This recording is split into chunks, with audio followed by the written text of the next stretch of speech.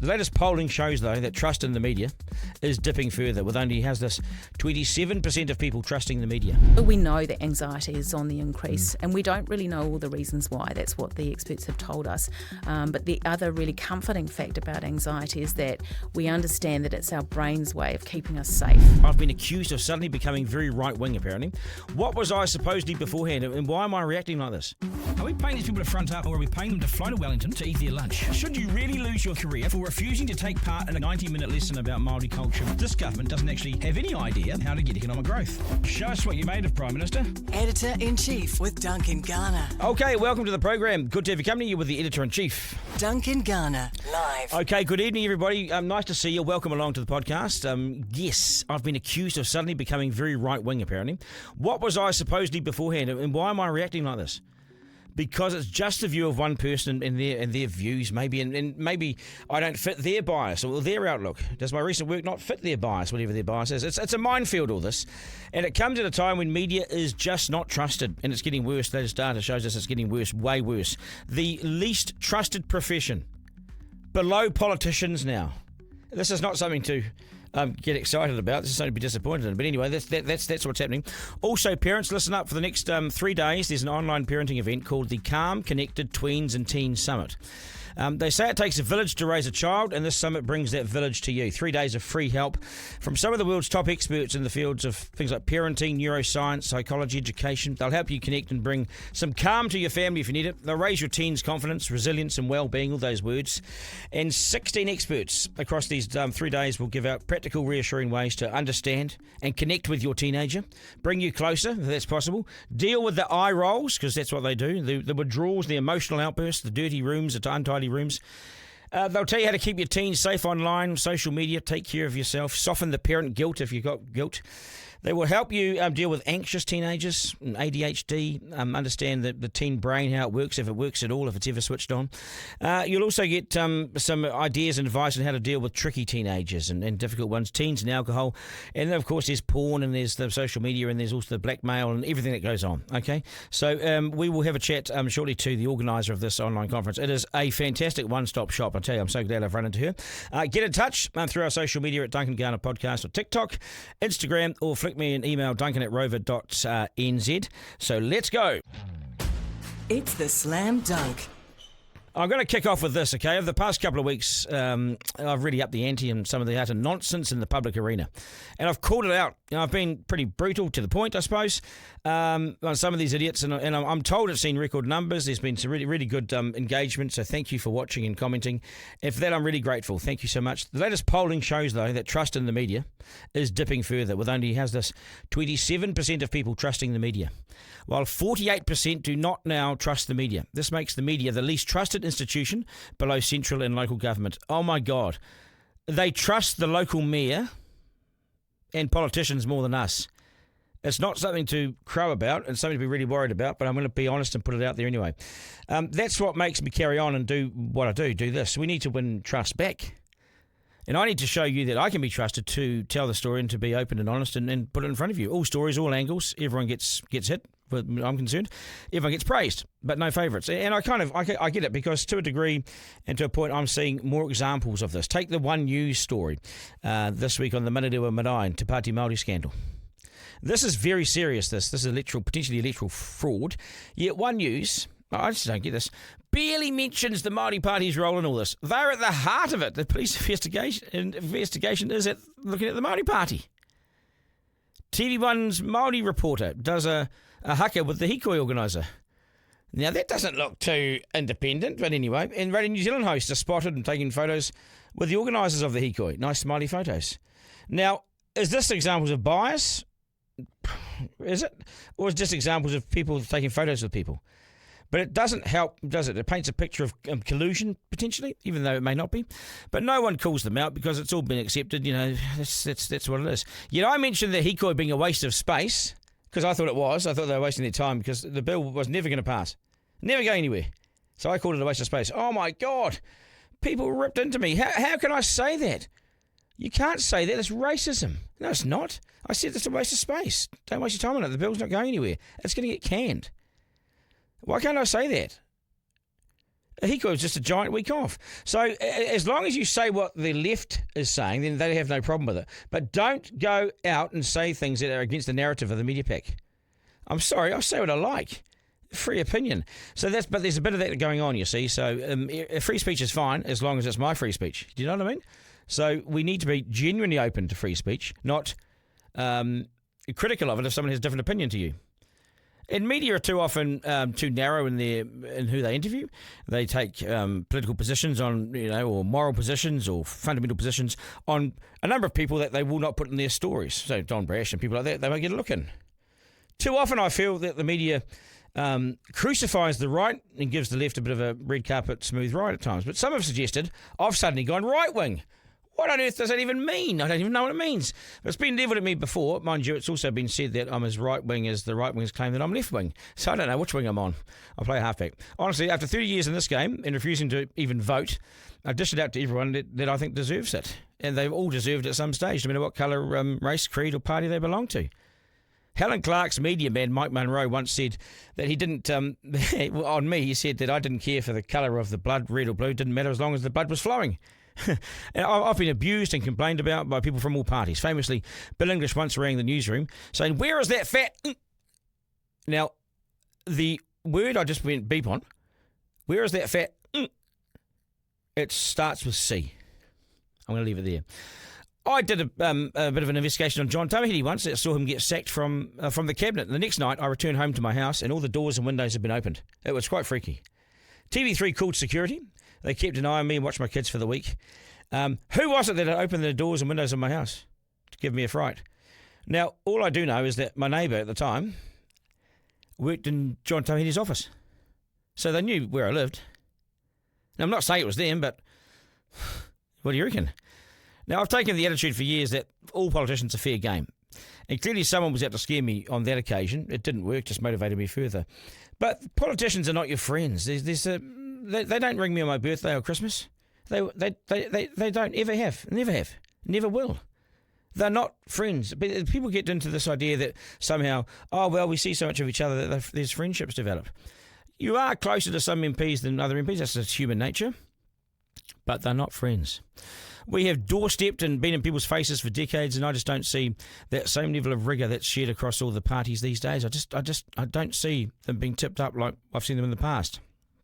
I can honestly say that guys like Paddy Gower, Guy Espiner, Oscar Alley, when we were in the press gallery in those days, we stayed up night and day chasing politicians here and around the world. And I just don't think there's not the appetite for it anymore. You so don't see it. I believe we favoured no one. I've had complaints from all the parties. I chased John Banks and Brash and John Key around on the T-tapes issue. We got the footage on the T-tapes. We left no one untouched. We hit up Helen Clark, and I suggested that MP's default setting was to lie when they're under pressure. I said they're liars. She went public saying that I was too cynical, so we had battles with her there. I've had complaints from the Alliance that I was too close with ACT, and I've had complaints from ACT that I was too close with the Alliance. It's almost perfect storm, It's almost a perfect storm. But the latest suggestion is that I've gone all right-wing. Well, I don't even know what it means. Here's how I've commented and reported in this past few weeks on various party issues and politics. Is this right-wing? Or you decide. This is what I've said about the leaders and parties and things. I've heavily criticised and questioned Christopher Luxon's fitness for the job, his lack of popularity, his inability to get this economy going. I've said I actually don't think he's the man for the job. I don't think he's the man for the job. I wouldn't be surprised if they rolled him. In short, he's flopped. He let Seymour and Peters control the first-year agenda, and his focus on the economy has come a year late. So if I'm so-called right-wing, then Luxon and the National Party might want their money back, because I'm not much of a friend. Seymour, I have applauded and I've criticised. I've applauded him for his gutsy Waitangi appearance. I thought that was gutsy. And the further you get away from Waitangi Day, the more gutsy it seems, actually. He stood his ground and he said the truth. He told the truth. And getting his charter schools going, I've applauded him for. Because the Māori Boys School in Bombay, I've mentioned this a few times, St Stephen's, is once again open after 30-odd years of being run down and closed. It's open again. It's now a charter school. And I've given Seymour huge credit for that because the charter school's idea is X, it's their policy, and he got the funding for it. And St Stephen's, which has old boys like Shane Jones and Honi Harawira, and the families will return there. St Stephen's is open again, not because of the Māori Party, not because of Labour. They don't believe in charter schools. Well, the Māori Party does, but no, Labour doesn't. They're open again because David Seymour. But that doesn't fit the narrative, does it? That he's a sort of a racist Māori hater. So he doesn't get much credit in the mainstream media for that. I've given him credit because I think he deserves it. Good on him for making that funding and charter school policy available so Stevenson's set up again. I think it's brilliant. What's Te Pāti Māori done for Māori this year? Have they opened schools? Anyway, equally, I criticise Seymour, a complete plonker, for the Polkinghorne letter of support. You know, the guy who was accused of murdering his wife. Seymour was just completely poor judge of that. Terrible. He shouldn't have been within 100 metres of that man or that issue. Why alarm bells didn't ring is beyond me. Now, do I sound like a right-winger here? On national, I've said if they want economic growth, merely hoping for it isn't enough. They need a reforming agenda, and I'm not sure that Christopher Luxon's up for a reforming agenda. I don't think he's got much planned. The Māori Party, I've said, look, chicken for being missing in action on the Manarewa Marae story, and whether or not they misuse data for their electoral gain, but I think they're right in the middle of this, and it stinks. It smells a bit fishy. And for Te Pāti Māori, their total arrogance is best summed up by Taku Te Wheres. He's one of their MPs who I've labelled a vile, arrogant and racist MP. He refuses to acknowledge the English language. Pākehās like me, he openly disrespects his fellow white New Zealanders. And Shane Jones, who I think has actually started brilliantly this year, effectively buried this guy Wheres alive with one of the best speeches I've ever seen in 30 years. The Greens I've had not much to do with this year. They haven't warranted much coverage. Last year we gave them plenty of coverage. They had their worst, Anus Horribilis, the worst year ever. They were woeful all over the show. Labour's climbed up in the polls by not being seen. And their best hope, I think, is to pack up and hide and hope no one can see them at all. Hipkins has gone up in the polls by doing nothing. They need to change, and they need to swallow some dead rats and accept that they weren't as great as they thought they were before they get back to power. So unless they change, they won't be fit for office. They need to show the public that they are different. They're years away from that. They need to serve their time in isolation and solitary confinement before anyone with a sane brain allows them back into power. They've got a lot of work to do.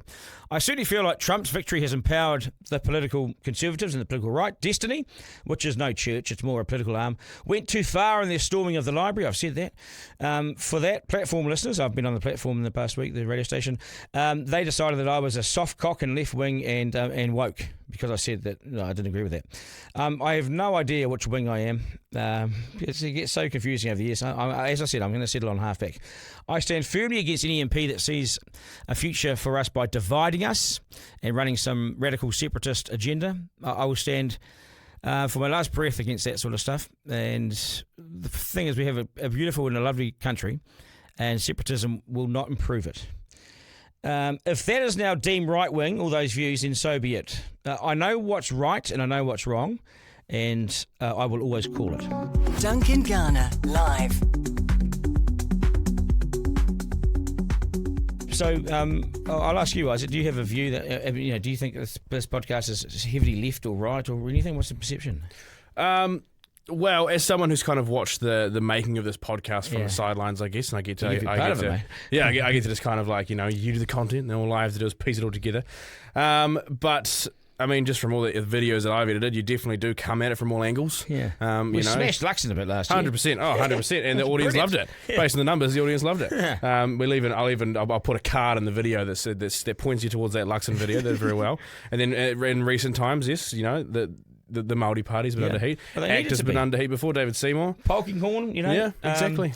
The Greens last year, but so I mean, I believe in equal opportunity blood shed. I mean, just. I don't see parties. I don't see colour. I see idiots, most of the time. So I'm glad you're on my side on that one. But it does get confusing, People accuse you of this and that. If I had $1 for every time I was accused of being something, I wouldn't be here. I'd be spending the money somewhere, mate. Yeah. I just do you think I don't think the media is it's the most untrusted profession now. Officially, most untrusted. The news come out today. Oh, really? Wow. Yeah. So it's below government and below local body. Yeah, which is a real shame in a country like New Zealand. I blame you, bro. Oh, sorry, guys. Sorry, my bad. But it's actually sad because it's a demise. Because and you hear the stories of there's third world countries out there. There's countries in the past with leaders that choose to fill their media with propaganda and that kind of thing. And it makes sense for you to not trust the media in those places. But in a country like New Zealand, where it's pretty open and free. I think it's played up. I think this anti-trusting thing. I think this non-trust in the media. I think there's a bit of conspiratorial stuff in there too. And there's always going to be. There's always going to be conspiratorial stuff in there. But again, I think people need to remember that we live in an amazing country, which you say at the end of all of your episodes. And here in New Zealand, we do have it very, very good. And there are a lot of places that have it significantly worse. Yes, and we do have an open and free media. Like what I've said in the last week or so, you don't try and say that sort of stuff against the North Korean leader in North Korea. No one, well, apart from the fact that when I went home that night, my house was all open. Yeah, I know that story. That's pretty scary. I got heaps of stories, bro. Good. That was we hired a security guard. Wow. TV3 hired a security guard for the week, kept an eye on my kids, and it's just something wasn't right. It was a pretty king hit though on tummy. Anyway, I feel sad about the lack of trust, and I don't know how to get it back. And we don't get government money here, so we don't get a cent of government money. It's all private sector, and we're sort of on our knees trying to get enough money for this thing. So if you are watching this, please subscribe. Yes, it's important. But it's just money's tight. We don't get $400,000-500,000 a year like some podcasts from the government. Imagine I'd have to check boxes and meet the government. Do the right thing. We don't want that, do we? No, never. Yep. Okay, I'm moving on. All right. Duncan Garner, live. Okay, so Big Family Online Conference happens from tomorrow. This is 3 days where all the issues to do with teenagers, like nothing, there'll be no stone left unturned. This I never knew about this until today. They had it last year and they've got it obviously this year. It's about to kick off. What is it? Justine Lamont is a parenting coach and the organiser of this wonderful conference. And I urge you to get involved too, because we definitely learned something as parents. Justine, g'day, nice to see you. So tell us more about it, because I'm fascinated by this. 3 days talking about, parents talking about kids, their issues, problem solving, and also practical solutions. What a brilliant idea. Thanks very much for having me, Duncan. So it's called the Calm Connected Tweens and Teens Summit. And so it does what it says on the tin. We are looking at ways of helping parents and people who work with young people. And so we've come up with this idea, myself and my colleague, Jenny Atkinson. Between us, we've got over 50 years' experience working in this space. Yeah, and you've got some good people. So you've got 16 experts. 16 experts. And this is online, so you can join it at any stage. And so there's no barriers to entry. And man, this is the sort of the topic du jour at the moment, for parents dealing with kids, their issues. It's such a complex world now. And as a parent myself, I look at some of the speakers, look at some of the topics and things. Devices, for instance. I mean, you'll have experts there talking about the latest, how to deal with devices, what's the latest stuff that's going on. You talked a bit earlier about, some of the blackmail that's going on. Yeah, so I guess one of the things to be aware of is that I've worked in this space as a parenting coach for a long time, and I've listened to people talking in groups, and I work one-on-one with parents as well, and what they tell me is that there's a lot of things about raising teenagers that are similar to when we grew up. So all the things that can make it difficult for us to live with them because their routines can be a bit out of kilter, the eating, the sleeping, and let's just not even talk about the messy bedrooms. So those things have stayed the same, but there's a whole bunch of new stuff that's come up. So as parents, we've probably had to deal with things in real life like heartbreak, but what happens if you are having your heart broken because it's normal, your teenagers are starting to find out about relationships, and of course what happens is they get dumped. Yes. Ups and downs. Ups and downs, and when we all went through it, first cut is the deepest. But imagine, it was though, wasn't it? Oh my goodness, so hard. How did we cope? But anyway, I'm just trying to remember it. I'm getting too old. But suddenly we're thrust into this role of, now, do you remember how to cope with this? So I remember being him, but I can't remember what mum and dad did at the time. How do I cope with this? We're all learning every day. We are totally learning. And so, that is playing out in the online space. So can you imagine how hard that is for them? Well, we don't. I mean, there's all sorts of ways that we can keep an eye on our kids through apps and everything, but we don't really know what they're up to. And life's so busy that sometimes it's a babysitter, which is not a great babysitter. And some of the worst things, the blackmail things that you talk about, and parents don't even know about this. Yeah, so one of the people that I interviewed in the summit, so we've got speakers from all over the world, and this young woman, her name is Farida Shahid. Online, you can find her, Cyber Farida, she's amazing. And she told me that the FBI is really closely monitoring the numbers of young men in particular, young teenage boys who are being scammed by these people who've managed to lure them into giving sensitive images of themselves themselves. And, it's a really scary fact to know that actually some of these young people have, within a space of 6 hours, ended their life. Yeah, and sometimes they're ending their life at home. Yeah. The parents are in another room. There's all sorts of things going on. I have heard some of that sort of stuff, but I didn't realise that it's as widespread as it is. Yeah. So you've got experts there. They'll be talking about all this sort of thing, how to deal with it. So it's really practical. Yeah, very practical. So, and it's not all doom and gloom either. Like, that's a scary fact to hear about what can happen. But you've got to alarm people and shock people with that sort of stuff. We want to. Well, our idea is that we want people to work out how they can stay connected with their teens. Yes. And so, really important to also know that there are other online people who will be talking. So, one of our experts, Kira Pendergast, she's based in Australia. She talks about safe on social. And so she'll give us actual practical ways to understand just how heavy our children's digital footprint is. Oh, and I know this because I monitor it every week. And some of these kids and some of my son's mates, we're doing 40 hours a week. Yeah. Their footprint is 40 hours just on that one device. And there are other devices around the place too. Yeah. 40 hours is a working week. Yeah. It is. And it's not all positive stuff. Yeah. So it's the length of time, but it's also the content, what's being shared. And an interesting fact that Kira shared was that parents need to sort of get some awareness of how much they post on social media and what that also does. Well, the kids are watching us. And so we might say, why don't you put your phone down, give it a rest. Yeah. But as we say that, we're on our phone as well. Yeah. And they've been watching us on our phones for the last 15, 20 years. Yeah. Yeah. So it's a bit rich coming from us, really, isn't it? We need to actually look at ourselves, don't we, as parents? And that's exactly right, yeah. And I know with my kids, because I've sort of said to them, could you put your phone down? Can you listen? I've had the same done back to me. Mum, can you put it down so I know you're listening to me? Yeah. Other things too, but there's also lots of positives about happy teenagers, how to get happy teenagers and how to mix with them and how to grow with them and, all that sort of thing. Yeah, absolutely. So teenagers are amazing people because their brains are under reconstruction. That can cause problems, the messy bedrooms and the wanting to eat at different times, the second dinner, you come down in the morning and there's all the plates and things. But there's some really cool stuff happening because you can see an adult happening right in front of you. They're growing. Developing, yeah. And you see them taking responsibility and I can see this in front of me and it's wonderful. Yep. They won't always get everything right, and neither will we. No. And I think listening is a powerful tool. I think there'll be a lot of talk this next few days about listening to them. Yes. Listening to them and understanding how it is from their perspective because, we know what it was like when we were teenagers, but we don't necessarily know what it's like for them. And so one of the things we can do to be sort of very protective of them is to actually get them involved and so connect with them so that, and Kara says this in her talk, get them to show you how Snapchat works. Yeah. Get busy, be nosy about their lives too. And, someone said to me, go in there and surprise them. Hey, what are you looking at? Yeah. So get involved. So know that they know you care, I suppose is.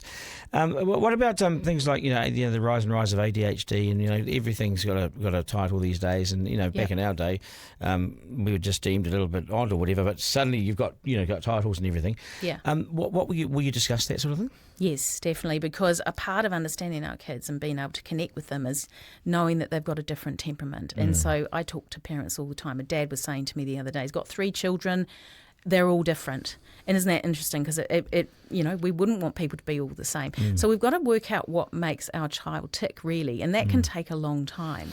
But there'll be people there that will be able to share I suppose practical ways on how to deal with the issues that you're dealing with your kids. Yeah. People speaking from experience, and I mean those issues and problems shared is almost problem solved in many ways, isn't it? Yes, absolutely. And so another big important thing that we can do is understand about their developmental stage, because the brain, when we talk about it being under reconstruction, that's a little bit sort of vague. What does that actually mean? Well, so we know that they need to learn these critical thinking skills. And so are they learning these things? Well, we can help with that. We Yeah. can help because it's all about like planning and organising and thinking about things from another person's point of view. So what does that actually mean? Like you were talking about how you could ask them about Snapchat. Well, the good thing is you don't need to know everything about Snapchat because we won't when we're the digital immigrants. But the good thing is you can sort of set them up so you ask some questions where you actually help them realise that they can solve some of their own problems. We want them to be caring, capable adults. So we're going to set them up because we can see around the corners and we can see the difficulties. So things like, Oh, how much time do you think you might need to allow to get into town on the bus? Yeah, it is.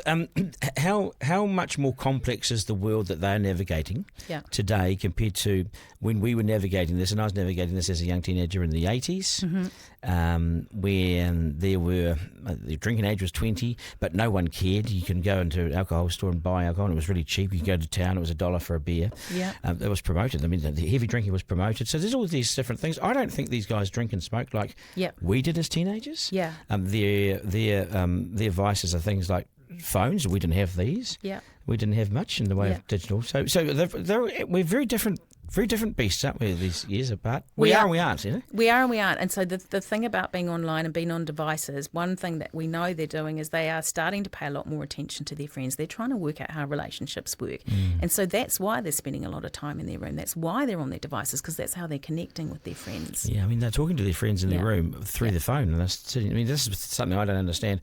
I really push for the kids to get outdoors without the phone. So I always going into the wilderness and doing things with them and fishing and hunting and all sorts of things. I think it's crucial to have that detox. Yes. Will you guys talk about detoxing and that sort of thing? Yeah, so being aware of what your habits are is important, but it's also understanding that there's another side to technology. It can help them to feel like they're not alone. And so isn't it interesting that as parents, we're going online too to find out some solutions to the problems we're having so that we don't feel alone. Yeah, and so you get to the end of, so how does it work then? So just give us some practical things to wrap this up. How does it work? How do I log in? What's the best way to do it? Yeah, so we have a link that you can click on to register, and you'll be sent some emails where you can actually go on and actually buy a ticket if you want, where you can have extended viewing, or you can just watch the summit every day. So starting from tomorrow, 8 o'clock Eastern Time, Australia time, you'll be able to go and watch the speakers. We'll put 5 or 6 up each day. Wow. Yeah, and so that's free for anyone. So the other thing to know is it's not just for parents, it's for anyone working with young people. Teachers can qualify for professional development credit as well. I think this is great, because it's so much more accessible. I think the way you've done it compared to, say, having to turn up at a conference hall and, there's all the barriers to that. You'll get good numbers. What are you looking like numbers-wise? So last year we had nearly 3,000 people register. This week we've had at least 2,000. We're going up. I'm going to check with Jenny later on today. So we hope to get over 3,000. What's the? I'll just finish with the most alarming development with teenagers today, if you have one. Talking to all the researchers and people that are coming along, and the most positive, hopeful thing that also is on the horizon. But can you sort of sum it up like that? Yeah. So we know that anxiety is on the increase, and we don't really know all the reasons why. That's what the experts have told us. But the other really comforting fact about anxiety is that we understand that it's our brain's way of keeping us safe. And we've got people who are going to be going into it and unpacking, what is anxiety, what isn't it, because it's confusing. We call a lot of things anxiety that may not be anxiety. Yeah. So that's definitely the word. I hear it just about everywhere I go.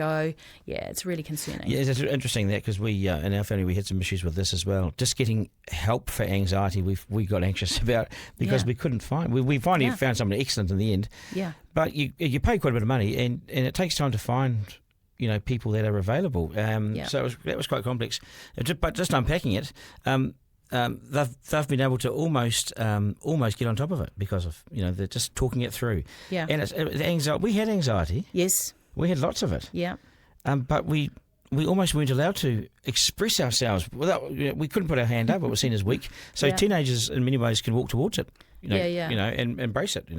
We only have to say the word and parents will start to get anxious. And so the really interesting thing, though, is that so we're the experts on our kids. We've got a lot of these people talking about the developmental stages where they're telling us what different things happen with temperament. Those are all really valuable things so that we understand our children. Yes. But we've actually been there right from the start. So what I like parents to know is that you are actually the expert on your child. You do know the ins and outs of them. You do know. Well, if you've done your job as a parent well. Yeah. And you've been present, because that's important, presence and time, then you should know them.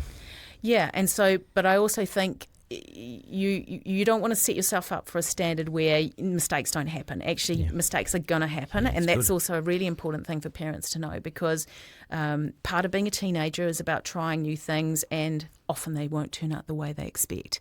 And so for us adults, we can look and we can just think, oh gosh, where did I go wrong? Well, it's actually part of that process of learning. Yeah, I like what you said. I roll with those things. I smile and laugh at the mistakes and the stuff ups and the flops and the flips and the falling over, because that's part of life, as long as it's not fatal and as long as they get back up again. It's a bit of ribbing, and I think having a bit of humour as well is important through this. Humour is super important, and having an ability, like we need some language around it, so we've got to find ways of talking to them where we ask them, well, what's your plan about that party, or what could your strategy be there, or something in a way that's going to be meaningful to your child. Get them thinking critically about life, I suppose, isn't it? Yeah. My son said to me the other day that he's not a bad rugby player, and he's come up with a plan on how to get there. So he's in the car, he just it was all quiet. Next minute, right, here's my plan. Listen to this. And so he had a plan. Here he is ringing me right now. I better probably take the call. But he had a plan. I was quite impressed with it, It's for a 14-year-old to have a plan. I thought, oh, this is good. Hopefully you have a plan for homework and other things as well. Yeah, and I think it's really important that they know that their brain is not finished developing. They need time. And we've got plenty of time, because one of the things Nathan Wallace mentioned was there's a window for brain development. And so for some of us, if you're second-born male, your brain might not be finished developing until you're 32. Yeah, so this is why it's important to limit alcohol, drugs, marijuana, these things, because the brain's still... Yeah. It's young, it's in its infancy. Yeah, and I've got some amazing resources.